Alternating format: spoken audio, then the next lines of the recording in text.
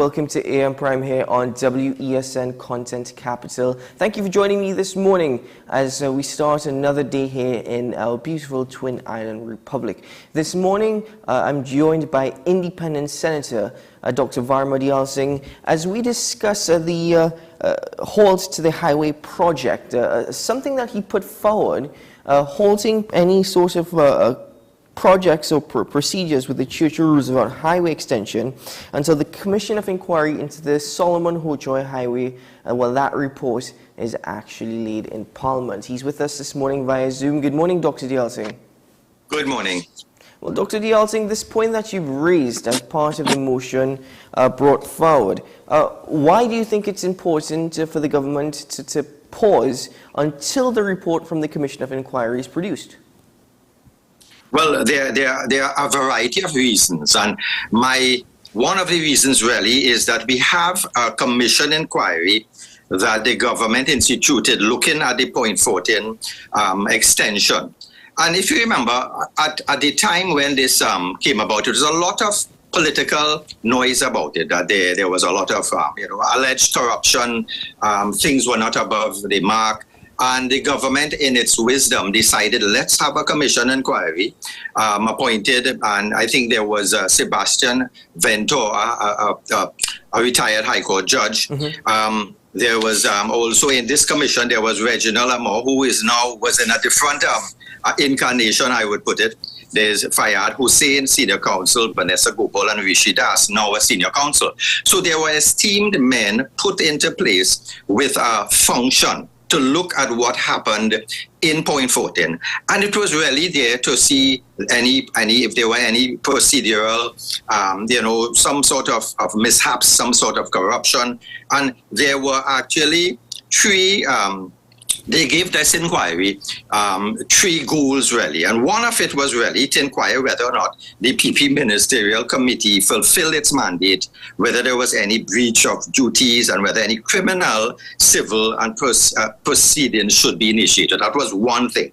The second thing, and the second mandate, was it will also examine the circumstances in which the state acquired or has taken steps to acquire properties that are no longer required, and the process by which the state and or the National Infrastructure Development Company, NIDCO, approve acquisitions and compensations. Just look at if there were corruption, if NIDCO had any sort of improvements in their procedures. Also, and this is the third one, which I looked at, where it will also recommend a process to be used in future.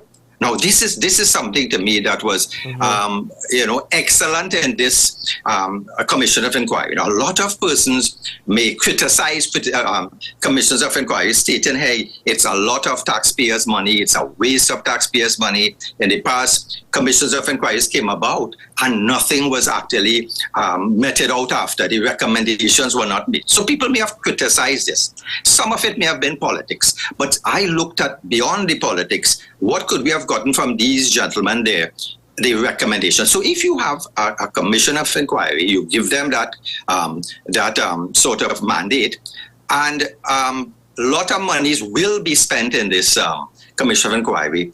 To me, it's disrespectful for these gentlemen to go ahead now with another extension, and not wait for the opinions of these esteemed gentlemen. If I were in that committee, I would say, I would feel insulted. So I'm thinking in terms of getting a better process for the nation, for the population, we should have waited a little bit. And this was one of the reasons I gave, where it was a disrespect for the Commission of Inquiry. Mm-hmm. Now, another reason I would have had is the fact that transparency. You see, when I look at the fact that the players then, you see the players then in that Commission of Inquiry was the NIDCO management team and the Commission of Valuations. And this is the same team that is presently available, which will be looking at giving compensation to those individuals along the highway going down to Toko. So it's the same players. So what are we doing different? Are we doing anything different to rest the population's unease that, something suspect may still happen? So this is why I'm looking at we haven't gotten any sort of I'm saying any sort of a guarantee that the same individuals involved would not do the same thing and will be repeating the same mistakes again. But Dr. Dial Singh, if I'm not mistaken, I believe that the Minister of Works and Transport stood in Parliament and said that the process, as it relates to the acquisition of lands under the People's Partnership Government, the process that this particular administration is using is different. He's even offered to take you on a drive to Grandy without the use of your bus route passes to get a better understanding of why this highway is necessary or needed right now. But in his explanation, did he give any details as to exactly how this process is different? He didn't give that details in the sense that I think what he was saying is it really will fall within the purview of the Commission of Valuations and not too much NIBDEC. But my take on it is if you have the same players involved, we should have had some procedure whereby we could have now looked at those individuals, see mistakes that were made, and also see how we can work around these problems. Now, you see, it's not just my opinion. As a senator, I tend to look at the opinions of other persons out there who will raise certain issues. And I think it's my duty in Parliament to raise issues. If you allow me just to read, there was an opinion given by Afro Raymond, where he actually looked at, in an article, he looked at property matters, state land acquisition. And Afro Raymond said that properties could be garnered from private treaty. So you and the landowner could have a private treaty to get that land. And sometimes if somebody had an extension to their house, they may not be able to get full reimbursement for that extension because that was an illegal extension. So he looked at private treaty as well as compulsory purchase. And why the ministry of why the minister actually said we were going down compulsory purchase, because there was a instance in Tunpuna Road where they tried to get land from an individual running a bar, and they lost in the Privy Council. And the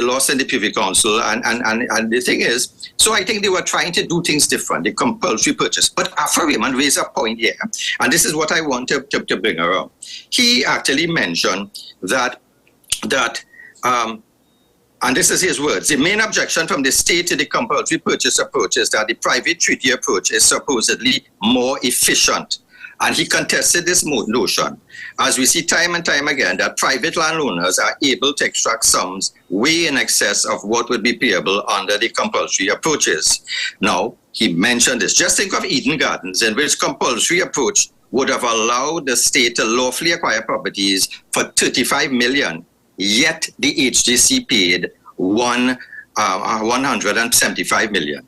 So therefore now, this serves to me to say that something went there that could have, something went transpired that the taxpayers have to try to say what went on. How could we prevent this from happening again? And this is why I'm thinking if we had a proper protocols now from the Commission of Inquiry, we now taxpayer would have feel a little less cynical that something is going on. You see, this is also to protect the government from what I call political noise. So what is political noise? Any project the government does, you will have people opposing it. You will have independent thinkers giving their opinion. And here you have independent persons giving their opinion and not getting that satisfaction. And the population may sit back and say, well, would Eden Garden happen again? So these are the things that we have to look at. And so it's not just the Commission of Inquiry being disrespected. It's not just transparency, which I think I serve to bring this, but it is also the fact that you remember we are in a situation where we had in the dry season we had a little bit of rain. And what happened? It was chaos in certain areas, the highways, certain areas were flooded over.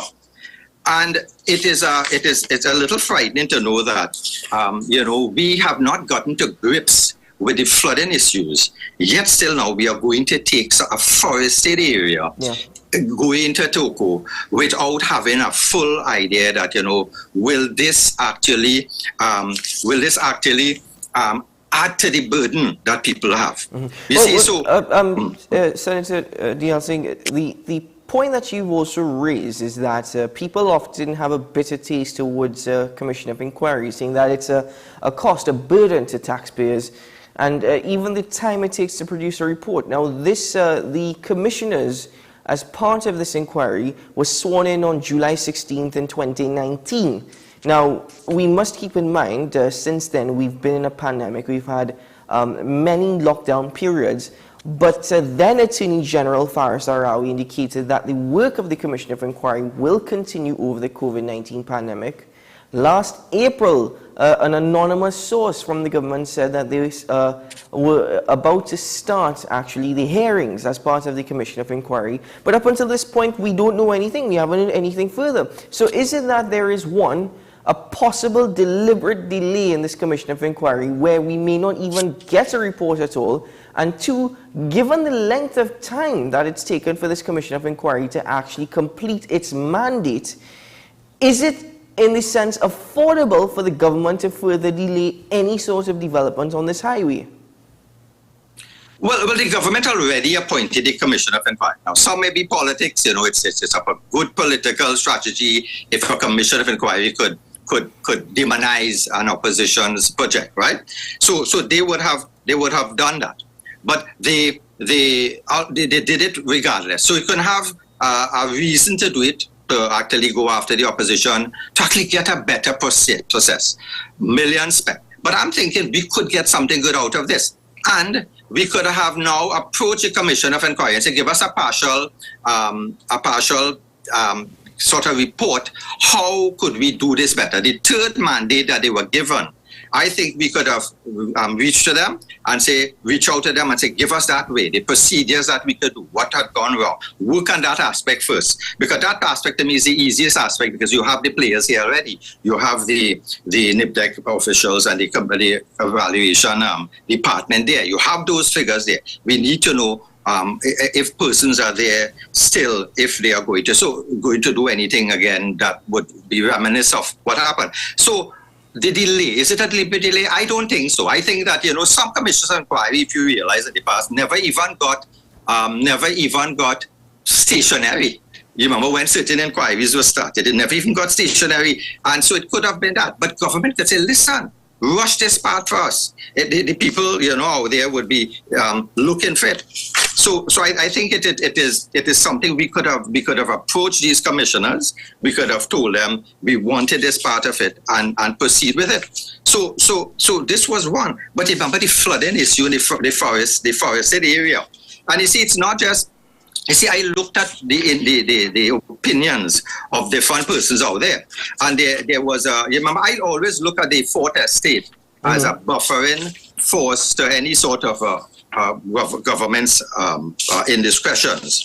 And there was an article from Joshua Simongal from The Guardian, and that article actually looked at the business community in that area, Kamutu area. And it was stated that, this deforestation will affect probably 300 meters east of Kamutu Road and 600 meters west of Guayco Road. So what I'm saying is you have to be aware of the evidence that the EMA, their report was given. And this article by Joshua Simongal, I must say, actually brought in some discrepancies within the EMA, where the technical team initially warned the EMA that further investigation to determine the negative environmental fallout. And the article actually said it was so within that department there was some discrepancies as they to give that certificate of clearance. So unless we are satisfied that there was a certificate of clearance given, persons there would not be flooded out, and persons there were businessmen there who actually persons in Sandy Grandi, who give their opinions that, they don't think that the cost, this, I think it was 1.7 billion that they were looking at. And you see, you have to look at the cost factor. Could we afford that now? A few meters of highway. In my opinion, and this government may have good reasons for doing this, where it may stimulate employment, it may stimulate business in the area, and development of a country. It's something that highways do help that. It will help the development. I have no problem. But the timing factor, should we now have put that monies into crime, CCTV cameras? Should we now have put that money into fixing the existing infrastructure, which is failing, infrastructure failing worldwide, into flooding, buying floodgates for individuals who are now frightened when the flood is coming, this rainy season is coming. So should we have not done that as a priority and say, listen, then afterwards we will go after this highway when we have already given the ease to the population, because there's a lot of social ease that I think that people need. And if you're going to spend money there, could we not have done it? You see, so it's a matter of timing too. So the timing is something I'm looking at, that could we have afforded it? No. But as a government may have their reasons. And you see, the other factor I brought up, Peter, you remember we have not yet gotten a hold with our borders.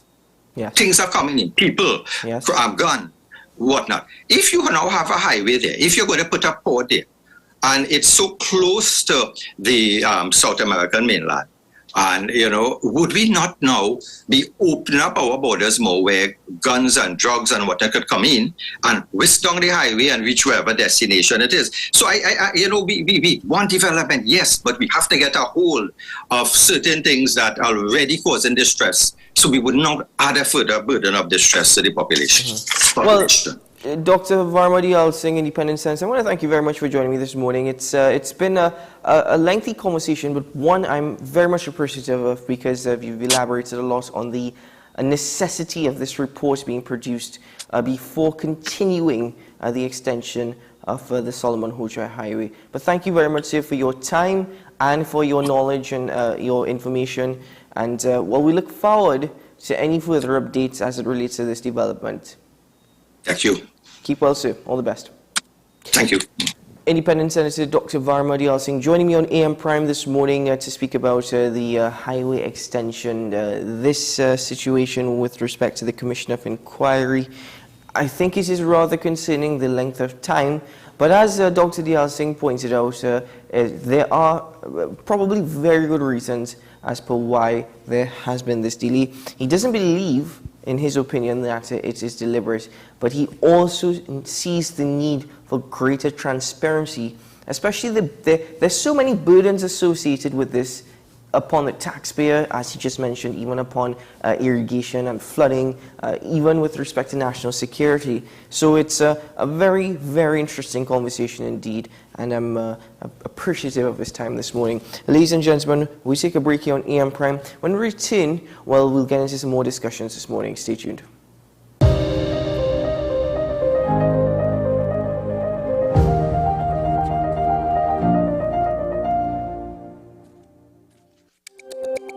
Every word, every line, every paragraph depicts a real moment in someone's life. A father, a sister, a mother, a brother. We at Newsday are dedicated to you, the people, and through independent, unwavering journalism, strive to always bring your stories to life. Because your stories are more than just words. Newsday, independent and credible. What's the best way to grab the attention of viewers? Please exercise more patience. You have to be kidding me. Doing what we do best. I'll say at the very least it's a conspiracy of laziness against the people. Join me, Keaton Shaw. And me, Sean Michael Small, for Talking Point. Weekdays from 8 a.m. to 9:30 a.m. We go in-depth on the trending issues and engage the most controversial newsmakers as we get them to account to the people for their actions. You can't go to the government with nothing. You can't go to cabinet with an empty hand, with a wish. I'm glad that we're having this a sober, mature discussion. In the present situation, I expect a continuation of the chaos. Join us for the discussion, Mondays to Fridays, only on WESN, the content capital.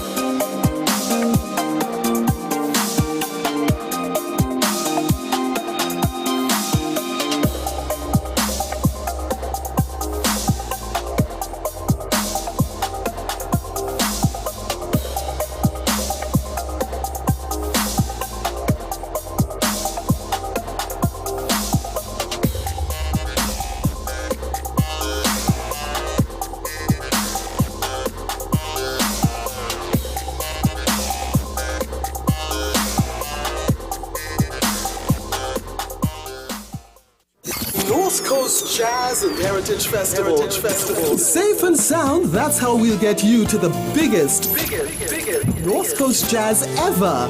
No hassle and no worries. Park your ride at the Queen's Park Savannah, hop on board a safe and secure shuttle with your $100 return fee, and that's it. Service begins at 10 a.m. through 1 p.m. and returns from festival grounds from 7 p.m.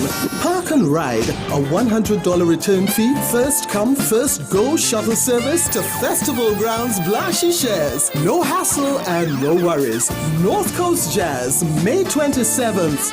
Born here, played here. Tickets available at Crosby's, Extra Foods Endeavour, Shogunas Main Road, Sangre Grande, Arima, Grand Bazaar, Mart's Liquor Mart, Diego Martin, Kenny's Sports Outlets, Athletes by the Park, and WESN.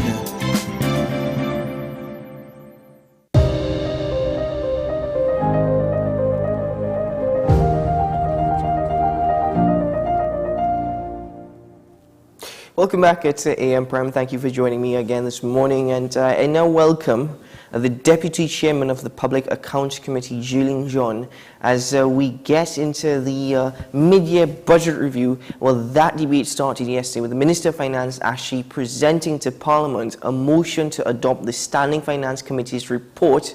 They met on May 5th. And there were some proposals to consider with regards to the supplementation and the variation of appropriation for fiscal year 2023. Senator Julie John is with us this morning via Zoom. Good morning. Good morning. Good morning. Thank you for inviting me. Well, thank you for joining me once more, Senator John. The Standing Finance Committee's report, the proposals that were stated in the report, could you just elaborate for us what were the recommendations? Well, they had several heads that they supplemented. The government, I suppose, would have gone through their figures because the budget is predicated on a government's vision of the economy, where they want to take the economy, and divide it up simply in, well, your revenue and expenditure figures, of course, and then you go into what their vision, which will come through the IDF, the Infrastructural Development Program Fund, and then it will be, you have the recurrent expenditure. And what the government was doing was shuffling some money around as they saw fit or as demanded to run their program until the end of September 23. This is to go to the end of fiscal. Now, from what I understand, 3.8 billion in supplementation for 22 government ministries. Did the minister indicate precisely where the government plans on getting this money? Because if we peg the budget on oil and gas prices, they're not where he envisioned them to be. It seems as though his estimate was a bit far-fetched at that time. Well, it was far-fetched, and the minister knew it was far-fetched at the time because we are a small, operator in this scenario. We are actually a price taker. And even the larger economies, they are impacted by the war, by inflation, by geopolitical issues, etc. They are not exempt from that. The oil of gas and whatever, the petrochemicals, that is based in US dollars. And we have seen some movement in that, in addition to the uncertainty with the US, the US government trying to raise their debt ceiling by June of that's next month, and they have some you have some undetermined issues in that still. So it's been projected in the news so far that this will be catastrophic if the US Congress does not, well, they cannot convince the US Congress to vote in the affirmative to raise the debt ceiling. But that aside, as I said, Trinidad is all a price taker in all of this. And yesterday, the Honorable Minister of Finance, he was literally bragging that his current account was, it had a headroom of about 65%. He said he had only used up about 35% as at, I think, yesterday's date. So what he's saying is that he has money, and it is time Trinidad and Tobago, I'm just repeating to me in summary what I saw during the debate, that they use up some of this money, and which he presented in this $3.8 billion of supplementation. But when you drill down into the numbers, whether it was at the Standing Finance Committee or yesterday in observing the debate, the majority of this money is going to pay bills. It has already been spent because the minister was talking about stimulating the economy. And if you have been looking at the newspapers and hearing what our economists have been saying, they have been talking about if the minister is not coming to stimulate the economy, he might as well stay home in bed. And basically, what he came to do yesterday was only to get the approval to pay bills that are outstanding. So this will in no way stimulate the economy. This money we already eat, money already spent, money contractors have been waiting on, suppliers, small, large, micro, have been waiting on VAT payments and things of the like. Now, we've grown accustomed to the Minister of Finance actually coming to Parliament and shouting from the mountaintops that everything is great and grand. And usually that sense is deflated following discussions, whether it be with economists, whether it be members of the opposition, or even independent thinkers. That being said, what are the opposition's points that they're actually opposing the fact that the minister has stated Trinidad and Tobago is still seen as a harbour, a safe harbour for investors, and that the economy has proven resilient? Government's policies have even been praised by the IMF. Coming out of the COVID-19 pandemic, we're seeing our way. Things are getting better. Well, things are only getting better if the man coming from over this morning say it's better. That really is your stakeholder. That is the customer of the government. If the man from Marabella tell you it's better, the man in the PTSD hub, if he tells you it's better, the businessman on Charlotte Street, if he tells you it's better, right? And none of these stakeholders are telling you that things are better. This is not the opposition saying that. All we are just a conduit for what the people are feeling, because this government appears to be living in some kind of la-la land up in the sky somewhere. They are floating, and they must be floating. They're having a good time. They're eating and drinking. Everybody looking nice, strong, and jolly. But in the real world where we exist, the opposition, as you say, independent thinkers, a lot of these independent economists and business people, they know that things have not been getting better. Never mind what the minister says or what the IMF says. Remember, the IMF could only pronounce on what has been given to them. They don't live here. They don't exist here. And, of course, the Ministry of Finance will try to present things in the best light possible. As a matter of fact, you would have seen a professor economist from the University of the West Indies had a divergent view from the Minister of Finance. And what the minister saw, the professor of economics actually invited the minister to a public debate, which really would have been welcomed by the population, so we could have heard both point of views. But what the minister did instead, last night after 10, he was there calling up the man's name in the parliament and talking about how much contract he benefited from, and so on. And that's the way this government responds to any challenge or any opposing view. So it doesn't help the population. What the population knows is that crime is overbearing, all right. And in terms of what you commented on in terms of Trinidad seen as a welcoming space for what do you call it, international investors, for foreign direct investment, I cannot say so. The point is, people, when they are investing, they are looking for, yes, we have a lot of the fundamentals. We have the human resource, we have an educated population, we are English speaking, we are 3.5 or 4 hours off mainland America. If you look at it, sometimes our CAL flies directly out of mainland America. The connections are all right enough depending on where you're coming from. So those things are good, but the government met those things here. They didn't improve on those things. As a matter of fact, our educated, young, able-bodied people now are heading north. They are going to Canada, the US, and the UK. There's a whole brain drain going on. So things are trending in the wrong direction. And if an investor is coming into your country, they look at the profile in terms of crime. Will I be safe here? Our education system, our proud schools that did so well. We used to be proud even if we did not attend those institutions, those of us who were outside looking in. And now they're all trending down to the extent that you have a principal of one of the schools saying, well, it's not about the scholarships. It's about the boys, us grooming them to become men.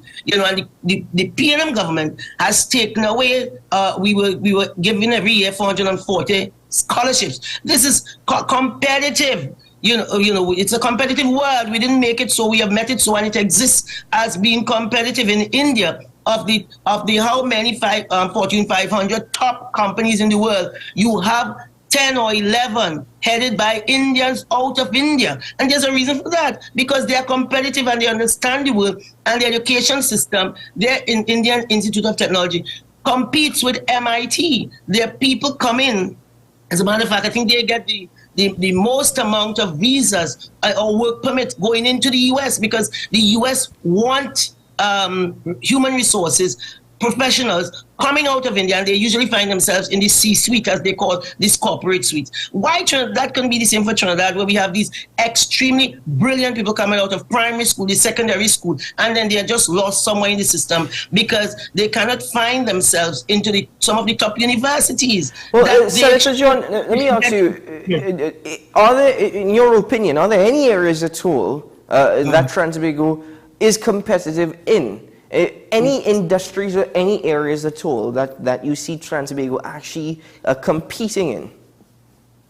No, because we are not building excellence. The world has left us behind, you know. We can't even get cameras to work when women are passing and being killed. Up to some young woman, they were wondering if she was a teenager or whether she was in her 20s. I think now it's determined she was 24 years old. But she went to the Redemption concert on Saturday. You know, nobody can even go to a concert. They found this half-nude woman in the savannah. Right, you know what the savannah is? The savannah is next door to the President's house, to the Prime Minister's residence, to the Prime Minister's office, to a lot of important diplomatic missions, etc. And there was a young lady found dead. And it was only, I think, yesterday, they found out her name. You know, because the cameras are not working. Of the 1,796 cameras, they have 46% or 829 are not working. But they have money embedded in this supplemental for the police. And one wants to know, what is it for? Is it that they are just using that to buy new cameras, or are they going to fix? They have money for you see, again, coming back to whether Trinidad is seen as an attractive investment destination. You can't be slaughtering women like that. And then worse than that, to add insult to injury, you're not even solving it. So you might even have the camera, but there's nothing to support facial recognition.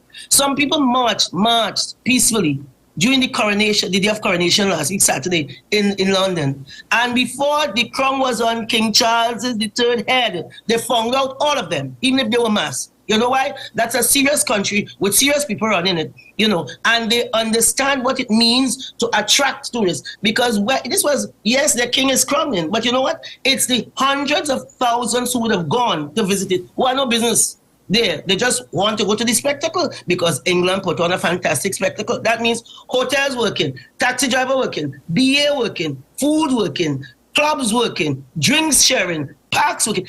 Their plays, their theater working. Then people do, they shop when they go to these destinations. So it's not only about Charles getting his crown and his queen. This is about the trickle-down effect. And we don't, the leadership of this country, don't understand that. So with Carnival, they don't care that cameras are working. Yes, you want people to come where? To be slaughtered?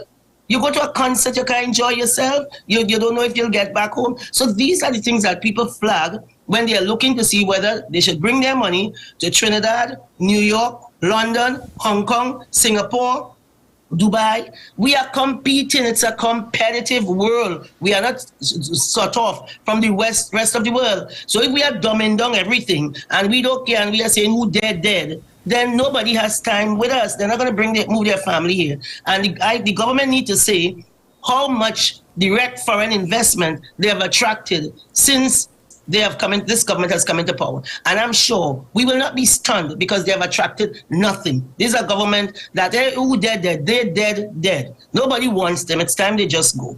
Now, the Article 4 report, as much as the Ministry of Finance has utilized it as a form of praising the government's work and the government's decisive policies, you just mentioned foreign direct investment, but the minister also stated that the IMF has noted through its Article 4 report that external debt, the public sector debt has decreased and our external position has improved.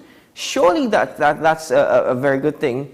I know you said that the IMF only works with what it receives, but given the IMF and the stringency of the IMF, isn't that good news?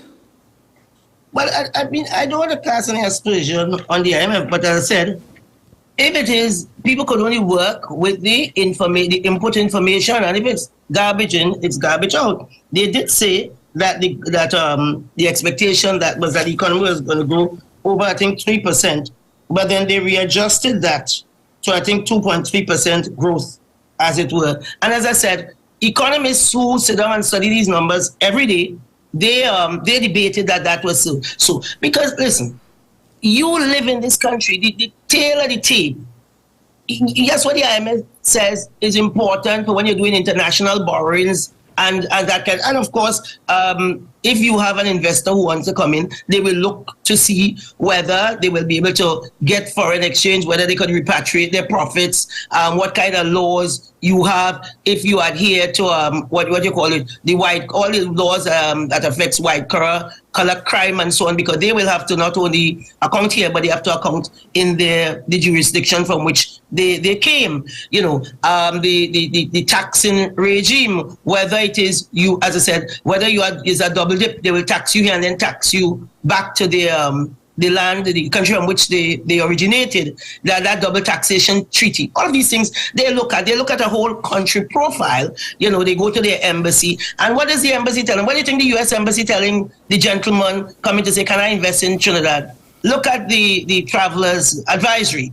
We are saying, don't go there, don't go into the city. So where you go if you can't go into Port of Spain? That is what the advisor said. The advisor for the UK says the same thing. They are not going to come. So, okay, so as I said, the IMF has said this, and it might help the government not pay these very high rate of interest when they are borrowing internationally. I don't know if that will impact them at all. But the point is, you are not living for the IMF who is in Washington. It's about the people here. And everywhere you go, these are the stakeholders, these are the customers, these are the people who voted them in. The people are saying, we are not feeling better. We are not feeling as if we are better off. As a matter of fact, they use the point of reference as 2015 and say we are better off. We were better off then. And it's not because I'm a member of the UNC. You are talking about PNM people, UNC people, Jews and Gentiles. They say the same thing. We were better off under the Kamla Prasad-Bissessar government. That's what they say. Even this the economist, who is no friend of the UNC, he said it will take us 10 years, as at today's day, to get back to where we were in 2015. So we are looking forward, we are looking back to set 2015 as the baseline in 2023. That is a serious issue. Mm-hmm. You understand? The minister didn't tell us about our savings. Sorry, yes. No, as Deputy Chairman of the Public Accounts Committee, yes, we recognize that you are indeed an opposition senator and the deputy political leader of the United National Congress. However, do you think that institutional reforms are needed, are necessary, so that the general population will have a greater input in budgetary allocations? Well, okay. I have managed large systems, Trinidad and Tobago, let me put it that way. It is hard to engage everybody to say, well, they accuse you of micromanaging me. To say, okay, I want to sample your opinion, etc. But consultation is good. Not only is consultation good, listening, and when you're listening, you have to hear. That too is good. And the population, the minister is saying, at 4.5%, we are at full employment. Okay, that is some international metric. Okay.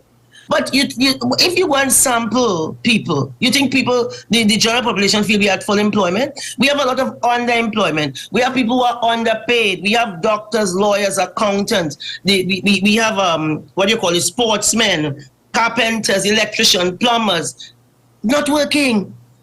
I'm reading somewhere where I think the price of cement has gone up 3 times over some very short period. And people in Tobago, the contractors in Tobago are saying, that's okay, it could go up 10 times. It doesn't matter to us. You know why? Nothing is happening in Tobago. Can you imagine? In Tobago, everything is 50% more. They are saying nothing is happening. It means there is no opportunity to create the jobs, those short and medium-term jobs that are good-paying jobs, to take the heat off the THA in terms of creating jobs. So all of these are the things that are affecting us. So yes, we need the consultation, that's important to hear what the people are saying.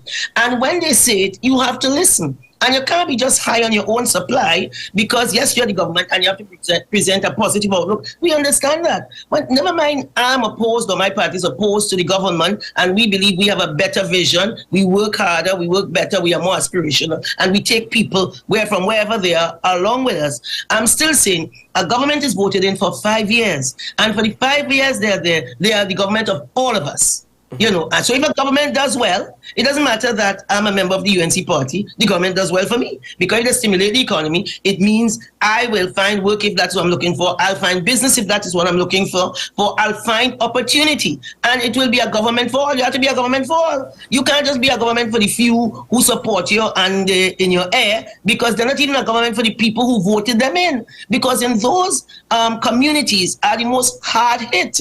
That is where you find the crime operating in overdrive, and it is wrong. It cannot continue. And there is where you have an asymmetrical society and community, and people are saying that we are heading and trending in the wrong direction in the worst way, and they are red flag. Senator Judy John, let me ask you.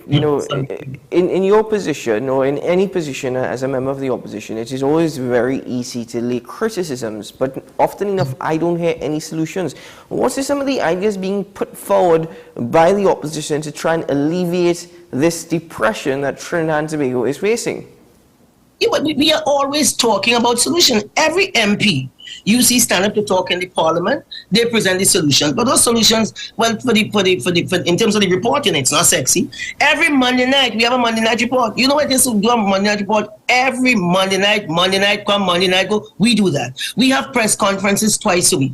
We highlight and say this is where we believe the government is trending in the wrong direction. And this is what we would have done as the opposition in every single sphere. We do it. So whether we were building hospitals, and I was very involved in those things, when we built whether it's the hospital in San Fernando, the 216 bed or the 253 bed in the children's hospital started, I personally was there at the start of ARIMA and Point 14, meaning did all the designs, all the consultations. I was at the front line. I don't really lead from the back.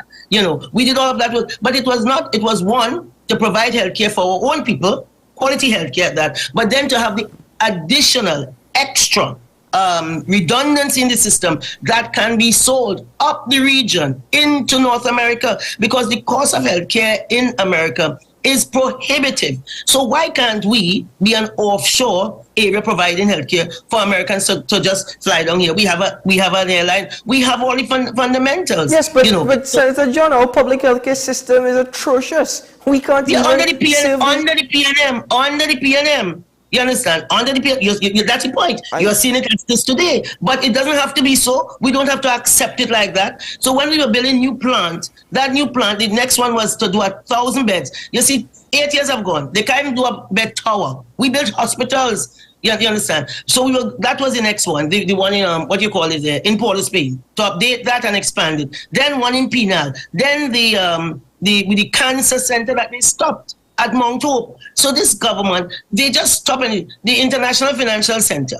We are on the same timeline as New York. Why could Singapore come behind and do it? Why could Dubai do it? And what we do and say, look at Singapore, look at Dubai. We could do it too. We have a lot of idle capacity in terms of people who are lawyers, accountants, all of these folks needed in the financial sector, people in actual science. We're actually doing actual science course at the University of the West Indies. What are we going to do with these children when they graduate? So that's what I'm saying. We have to build industries around what we are teaching in our schools. Now the whole the rest of the world is now going to AI. They have moved away from all this Facebook and so on. I mean, we like to do that, so we peeping now, but they are now into augmented reality, and all of these things. So they are moving on, and we are still here. We are not even teaching coding in school in a serious way.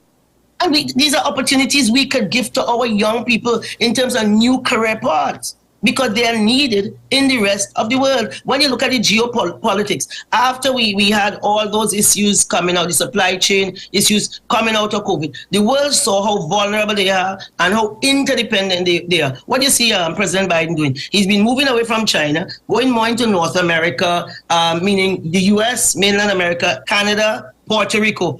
Bring Trinidad in the chain. My grandmother said, the devil bring it as God send it. Line up yourself. But you cannot be lined up if all you have to offer the world are criminals, shooters, drivers, lookouters. Nobody don't want that. They want people who are well trained. Well, is it that we should be taking lessons from the United States given their crisis at the moment, or should we be looking more at lessons to learn from BRICS? Well, we could learn. Listen, we could learn the lesson anyway. All right. Where I'm not talking about the U.S. As the U.S. I'm talking about where are the opportunities.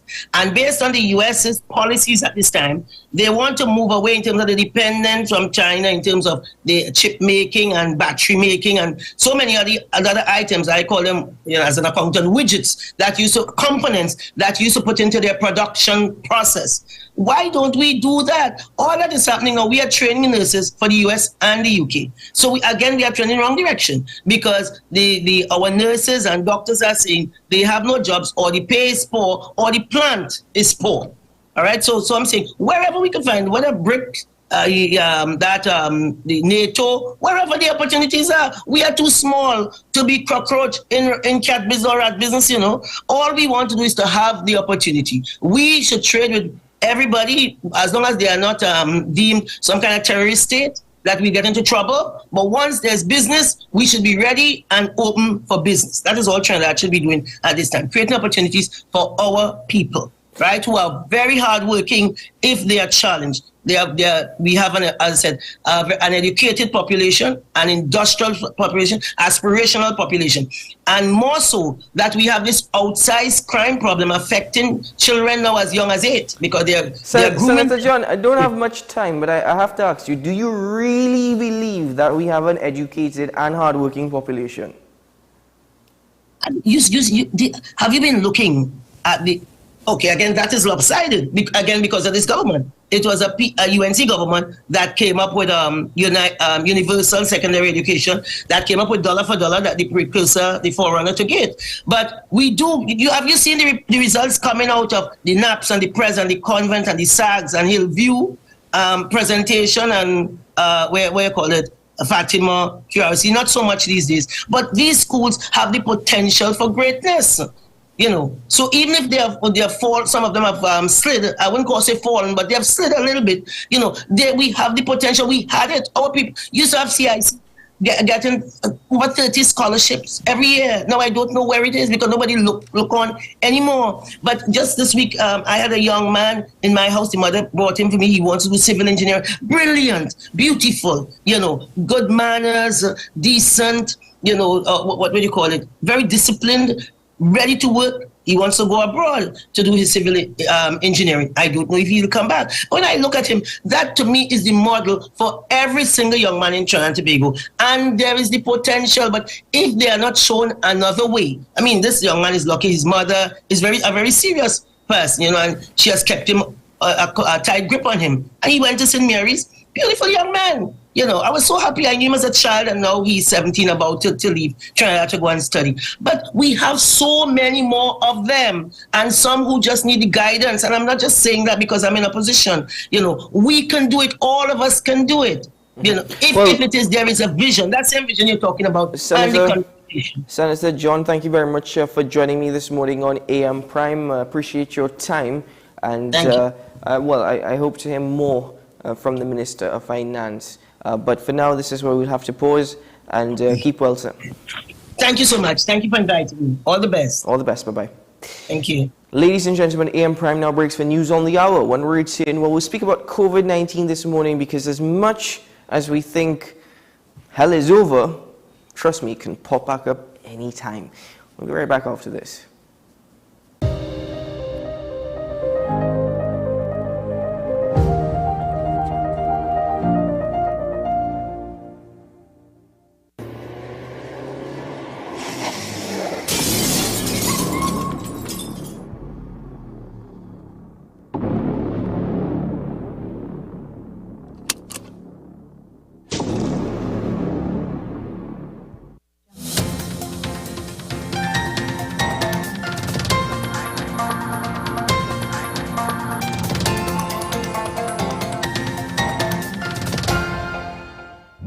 Here's your WESN News on the Hour. I am Denise Martin. Thanks for joining us. Here are the headlines. Prime Minister denies holding talks with Barbados government officials during recent visit.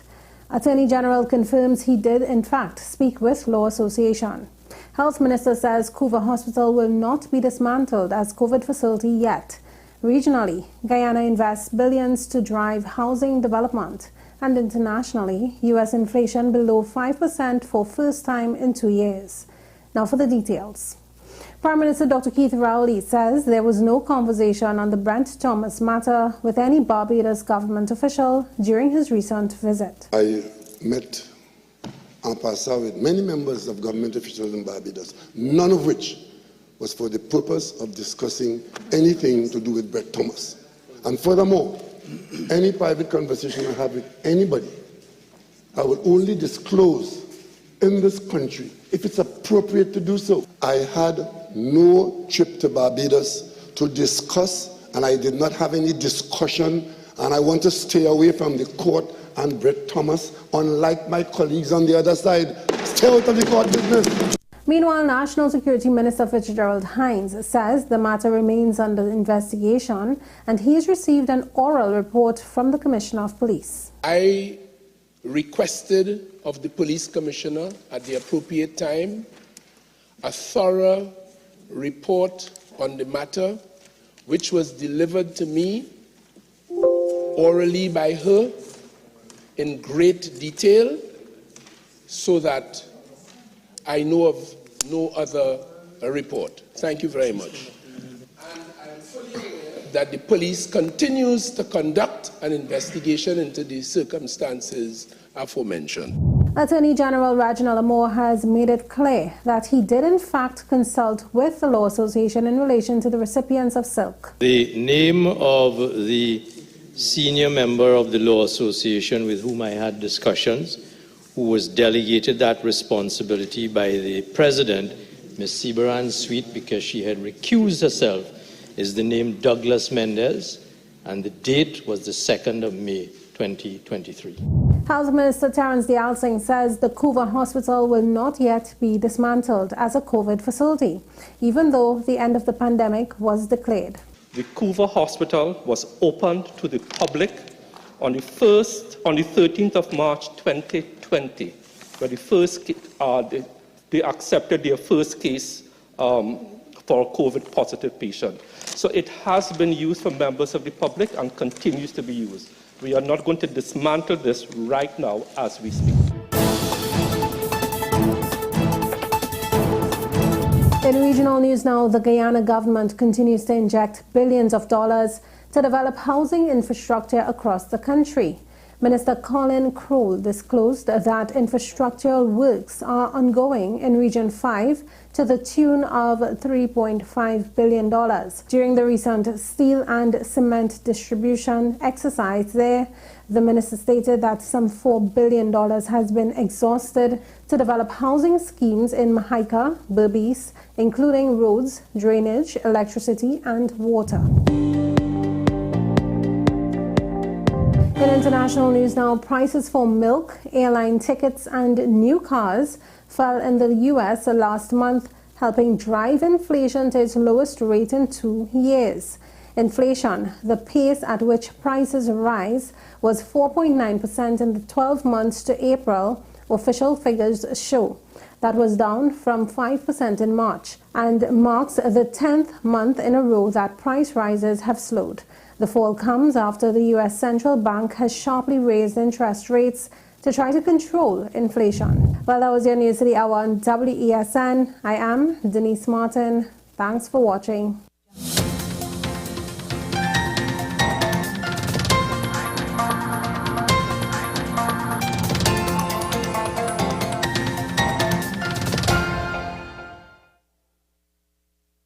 North Coast Jazz and Heritage Festival. Safe and sound, that's how we'll get you to the biggest North Coast Jazz ever.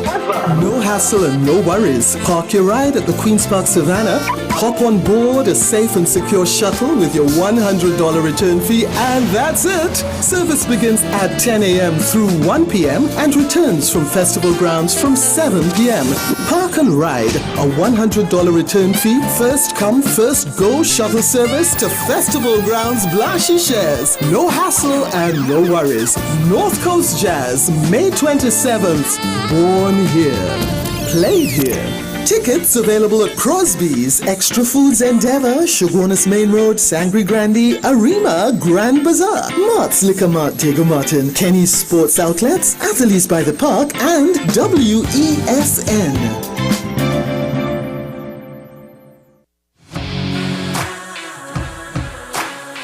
Every day, we communicate through stories. Stories of ourselves, our challenges, our goals, our experiences, and our aspirations.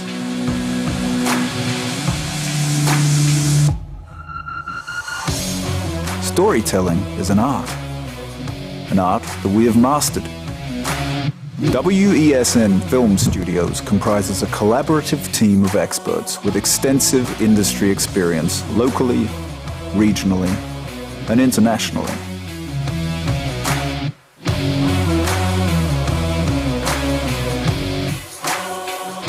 The ability of your business to successfully communicate with your preferred audience depends on the strength of the stories you tell. Your vision should be communicated in a high-quality, professional, and creative way.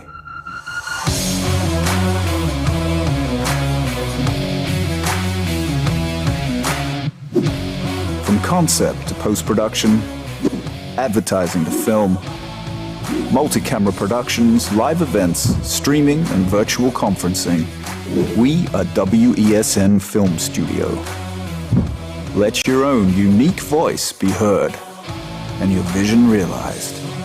Call us today at 628-5835 for your next production.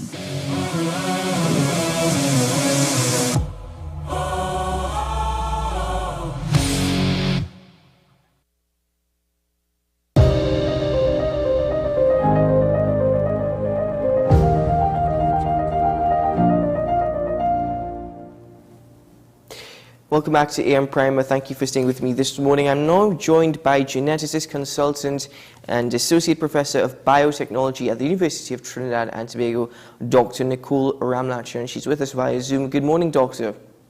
Good morning. Well, thank you very much for joining me. COVID-19, as a global health emergency, the WHO has declared it's no longer a global health emergency. But exactly what does this mean? Because we've seen some confusion, even within the press, who have suggested that the pandemic is over. Some are suggesting it's not. It just means that emergency measures are no longer necessary. Could you kindly explain to us, from a medical standpoint, what this means? Sure. Okay. Good morning, viewers. Thanks for having me. Well, I mean, of course, they're going to pick up on the words that everybody wants to hear, which means it's over, right?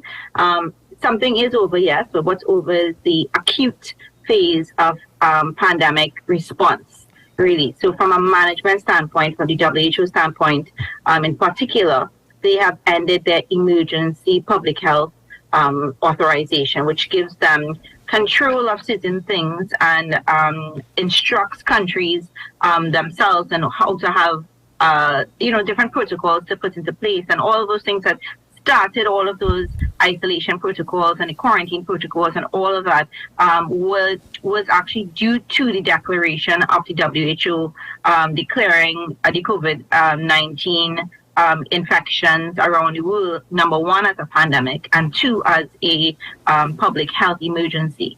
So it was more of a management tool, really, and more or less like an alert tool. So like those of you who driven in the US and stuff, and you see these amber alerts, and sometimes it comes on your phone, and you see these things on television. You'll see them flashing across the big screens on all over the place when there's a child that's been kidnapped or something like that. It's an alert. And that's basically, in essence, what the WHO did with this public health emergency, to alert the world that, yes, we do have a situation and we have to put these things into place in order for this to be controlled. So it's more of a management, end of the management part of it is really what it is. What they've now implemented is something called a strategic response for the next 2 years, 2023 to 2025, that goes along with their 10 pillars, where they're trying to reduce the effect of long COVID of management strategies of allowing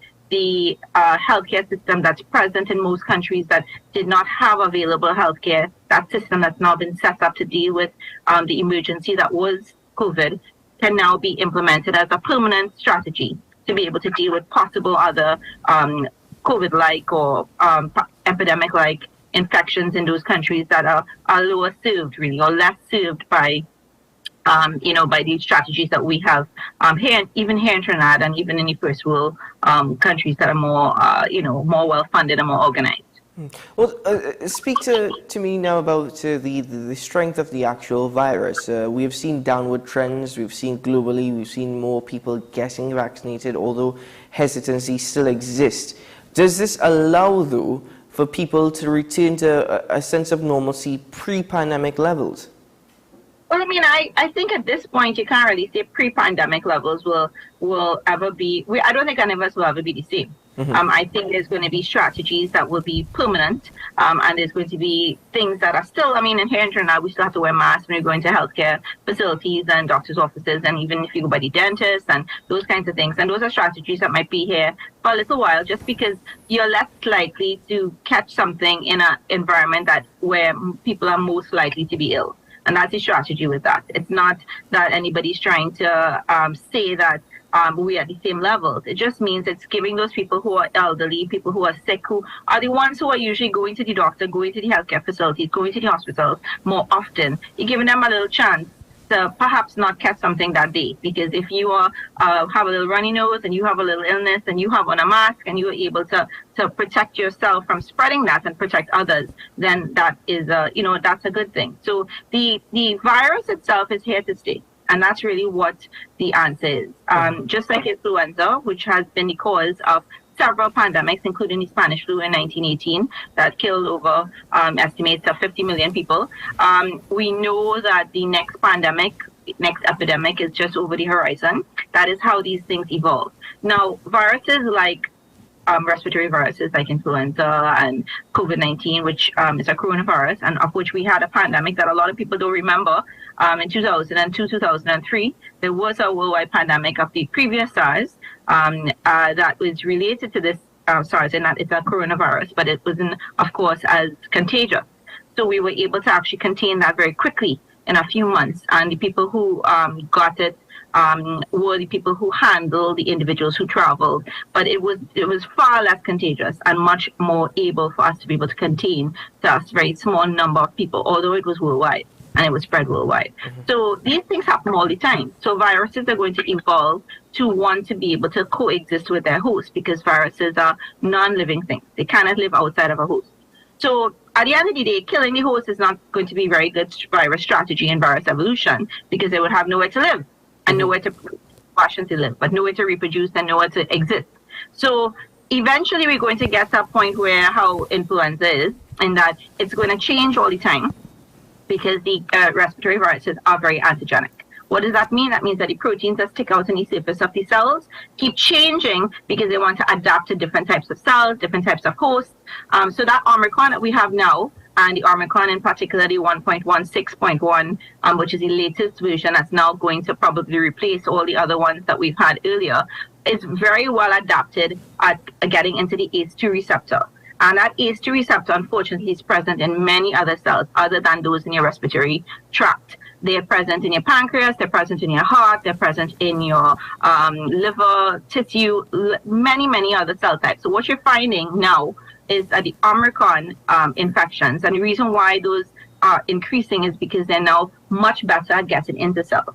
So they're much more contagious. That's what that means. Mm-hmm. It's not getting that deep, long infection we used to see with the Delta and the earlier varieties, because they don't need those receptors anymore. They now have adapted to become much more versatile. So you'll notice now everybody getting like conjunctivitis, upper respiratory infection. It's kind of staying around here because those are the cells that have these ACE2 receptors. However, what we're also seeing is the long COVID effects. People are sick much longer. People are getting heart attacks. People are getting stroke. People are getting diabetes. Young children who've never had type 1 diabetes all of a sudden have type 1 diabetes post-COVID infection, because the virus is going all over the place and getting infecting cells that we didn't previously realize were targets because they weren't, and now staying there and causing a lot of problems for people. So we're going to be with this virus for a very long time. What is the strategy of the World Health Organization and management strategies of government is to say, okay, well, listen, we have to get back to some level of normalcy. So all of these things that we've had to try to protect the population, for example, in the US, the May 11th, on May 11th, which is tomorrow, there's no more restrictions on flights from international countries and so on coming in vaccinated. Those things are all lifted. So basically, we're getting to the management level that is pre-pandemic. That's basically what they're saying, that we're just trying to manage the situation as a normal virus. So we're treating COVID-19, SARS-CoV-2, like we would an influenza outbreak or or something that we've lived with. Because by now, more than 80% of the world, roughly, less than certain countries and more in other countries, but our overall average have some level of immunity or have had some level of infection or reinfection or some level of immunization that is covering them. And what we used to call the herd immunity that we were after for a very long period of time is now about, roughly about 80%, which is what you would expect after a period of 2 to 3 to or going on 4 years now. Dr. Ramlachan, I think you've explained this brilliantly, but And though you've also acknowledged, and we acknowledge that the virus is here to stay and viruses tend to evolve, though those levels of herd immunity, that goal, we seem to have realized that goal, what is the possibility of a new, stronger variant emerging and even us having to once more be in a global health emergency? Have we considered that? Well, of course. I mean, there's always the next pandemic, the next virus. Over the horizon. Everyone who has been following this and everyone who's been living it is very well aware. Pretty much the cycle is every 3 to 4 weeks, a new variant kind of almost takes over and becomes dominant. Does that mean that that's only what there was? No, there's been hundreds of variants of just the SARS-CoV-2 since its emergence in 2019. And that has that's basically evolution of viruses. So the same thing happens with influenza. With influenza, we've had to adapt our immunization protocol because it changes so much. So now every year you have to get, or it's recommended that you get an influenza vaccine that consists of 4 variants, right? Because it is so mutatable. And we know that exists with influenza. We have other types of viruses which we give multivalent vaccines. And that's what's happened now with the SARS-CoV-2 vaccine. It's now a bivalent. So there is the Omicron version in it, antigens, and it's the previous antigens to one of the original forms, or the original form that came out of Wuhan in 2019. Since then, we know now it's now mutating again, and it's mutating again, it's mutating again. So what we're probably going to have to do is use the influenza vaccine model, where every year they're going to have to try to see, okay, well, what's the prediction for what might be in circulation next year, which is what they would do with flu, and they develop a vaccine and they make that available the following year. So you have to kind of think in advance, look at the strategies of individuals who do the genomic sequencing and so on around the world, look at what's in circulation and try to predict for the next flu season, as we call it, the next respiratory viral season, which is going to, what's going to happen. This COVID-19 is going to peak just like those normal respiratory viruses like flu and cold viruses and all these things that we have. We're going to have a season. But we're also going to have the appearance of the odd variant every now and then that breaks through, becomes more contagious, becomes more able to evade the immune system. So what we're seeing is less effective vaccines, especially the original vaccines, because those variants are no longer in circulation. Right? The vaccines that we developed 2.5 years ago were against variants that do not exist anymore. So they're going to have a certain amount of efficacy against these new variants, but it's going to be like in the 30%, 35%. So if you go get boosted, here locally in Trinidad, we have the Sinopharm, I believe still, and others that the immunocompromised people and the elderly can get boosted. I think they're saying every 6 months or so. And that's fine. It's going to give you a certain amount of protection. But it's the same thing with the flu vaccine. The flu vaccine is no more effective than 30%, and it never has been for several years, because we aren't able to necessarily predict what's in circulation so far in advance. And it's like a kind of hit or miss thing. Sometimes we get it and sometimes we don't, right? And there's certain variants that we're going to put in there all the time. For example, swine flu. Swine flu is always in the influenza and for the last few years, always in that model of that multivalent because we know it's going to be circulating. So that's going to probably happen. We're probably going to know that Omicron or some variants of Omicron is going to be around, but there's going to probably be some other things that we're going to have to put in there, and we're going to start having to develop, and it's happening. People are spending their money behind it and getting to the point where they're going to produce bivalent, multivalent vaccines that are going to be available for purchase. What's happening too at the end of the emergency health authorization is a lot of the freeness what the government's paying for a lot of things is going to be over. And individuals are going to have to put that into their normal immunization protocol as they would for their children going into schools and those kinds of things. It's not part of the mandate right now in Trinidad. I don't work for the Ministry of Health, so I don't know if they intend to do that. It is recommended, of course, around the world for all children over the age of 6 months. And that's going to be how it's going to be. It's going to be that part of the protocol, and it's going to be something that's going to be more or less voluntary, unless, of course, they put it into the mandates to get into schools.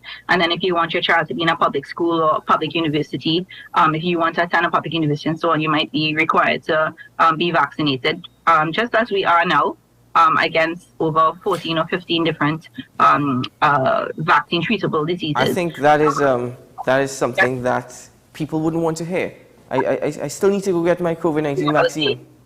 It's a reality. Yeah. You vaccinate your child to go to school, so what's the problem?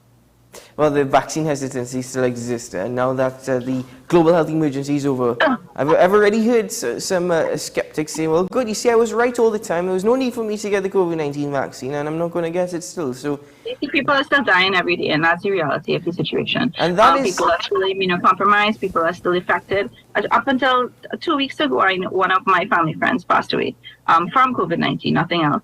So and that is another concern I have, Dr. Ramlachan, because as much as we've seen globally, we've seen downward trends in the number of new emerging cases. Dr. Tedros of the WHO, he acknowledged that there's still many people dying, there's still many people fighting for their life, and ICUs around the world are still full to capacity. So now that we're moving into long-term management, we're aware of what governments need to do in terms of long-term management. But given that people are still fighting for their lives and even fighting the long-term effects of the COVID-19 infection, what is required from us as people now to try and ensure that, listen, we do our part in managing this virus long-term? Well, I mean, a lot of it is social responsibility, right? I mean, we always say that over and over again. In healthcare, you are your brother's keeper. And unfortunately, even with the healthcare workers, we saw a lot of people who were not vaccinated, who are in the depths of things, who are treating patients and refuse to be vaccinated because it's not mandated. And that's something that, that is, as far as I'm concerned, unacceptable. Very irresponsible, and that's something that we have to move towards eliminating. And it's really through education and through things like this where I try to myself, and I've dedicated a lot of time and energy to do that, to try to debunk the myths and the misinformation. We had a whole YouTube series. We have over 15 sessions over hour long. If anybody wants to see it, they can see it through Gen X. We've done a lot of education, educational and media, little blurbs, little things like this. Some TikToks, all of these different things, strategies to be able to get into the mass population, perspective, so to say, listen, this is the fact and this is the truth. This week, if we celebrated this week, the 42nd anniversary of the eradication of smallpox. How did we eradicate smallpox? We vaccinated. And there was no other way. The strategy was to, of course, spread that word around the world. We did it. We were able to eradicate it. And it's really through vaccination strategies, through avoidance of spreading disease. And that's just basic common sense. If you are ill, do not go around people who you do not want to infect. If you have an 89-year-old grandmother, mother, uncle, aunt, uncle, you have people who have cancer, you have young children, don't go around them. If your child is sick, keep them home. Do not send them to school. If your child is sick, do not drop them by your 89-year-old mother to take care of, knowing that they're sick and knowing they might be able to spread the disease to them and other people around them who do not have the immunity to be able to fight it or immunocompromised for other different reasons. That it is a strategy of really, as I said, be your brother's keeper. And and be socially responsible. If you know that you go into the grocery and your nose is running and you're sneezing and stuff, put on a mask and go into people's grocery. Don't go and sneeze up on the vegetables and then wipe your hands and as you're picking up fruits. And I mean, it just makes sense. A lot of these businesses no longer have the washing facilities outside, and that's fine. You walk with your bottle of sanitizer, you wear your mask. If you are going to a very crowded place, if you're going into churches, even sometimes some churches, I know some people, elderly people in particular, who are susceptible will wear their masks when they would sit into the church, especially if it's air conditioned and they don't have the circulating of air. Those kinds of things. It's just really basic common sense. If you're in an office and it's closed up all the time, air circulating all the time, try to eat your lunch outside. Try to, open a window if you can every now and then and circulate some air. Try to put on a fan. If you are in a classroom and your classroom doesn't have any AC, make sure that you have fan circulating. If it does have AC, open a window and put on a fan every now and then. Every hour or two, take a break. Have the kids walk outside, I mean, they're doing that already in the the educational system have been first-line responses, and I always say that the teachers, kudos to them. Everybody always talks about the healthcare workers, but I always have to give kudos to the teachers who came out very early around the world in this pandemic. A lot earlier in some other countries. Trinidad wasn't as early. We were one of the latest to open, but still, and really first line workers at the first line of these things and having to deal with it. And their strategies have been good, because really, even though we have a lot of cases in Trinidad, still relatively per capita, we still have a lot of deaths. I think we have done a good job as a population. I still see people wearing their masks in public. I still see people bumping elbows and not hugging up and shaking up hands when they see, when they try to greet elderly people and so on. And I say kudos to you. Dr. Ramachan, we have just, my apologies for having to interject, because we only have about 2 minutes left. But my final question to you is, again, thank you for the information that you shared. Long-term management, of course, the virus is here to stay, and you still need to get vaccinated, of course. A personal responsibility and social responsibility. But do we have an understanding as yet as per the long-term effects of COVID-19, or is that still something that scientists and doctors around the world are still studying? Well, obviously, we know what's happened for the last 4 years, right? We don't know what's happened for 10 years because 10 years hasn't passed.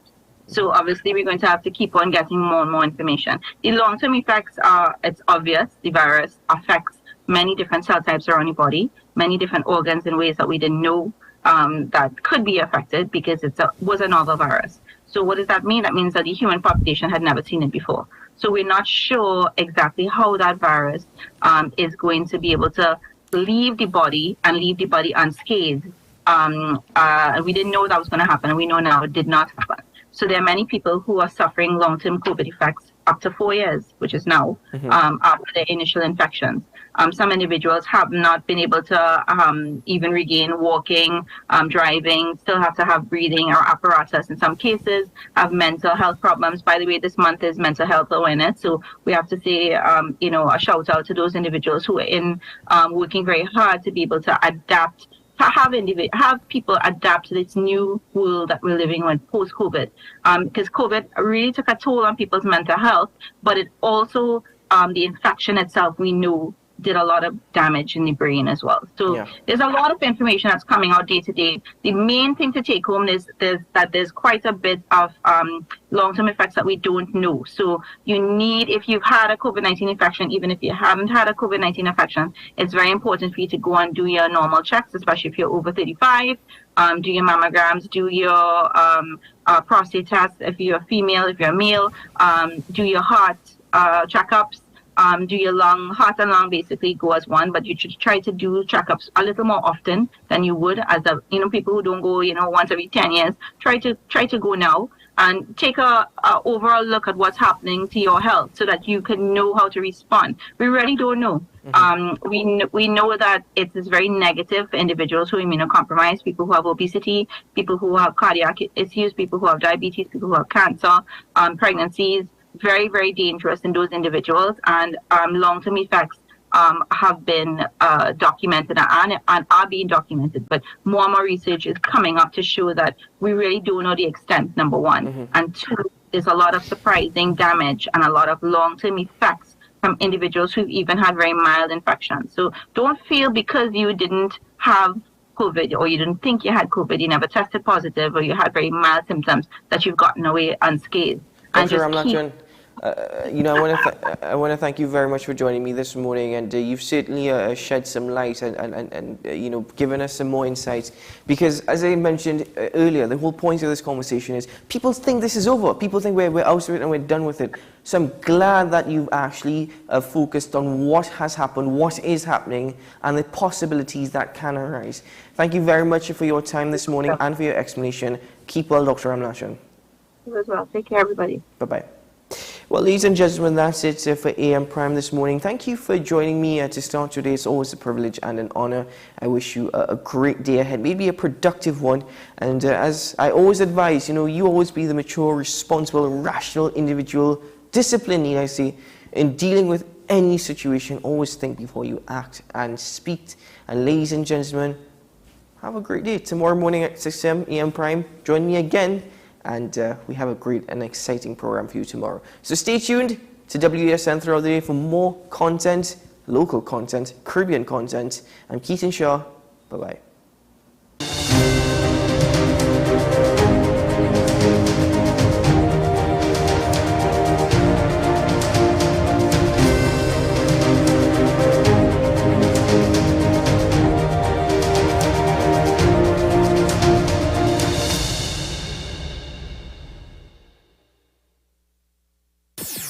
WESN.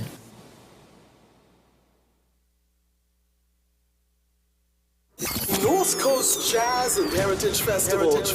Safe and sound, that's how we'll get you to the biggest North Coast Jazz ever. No hassle and no worries. Park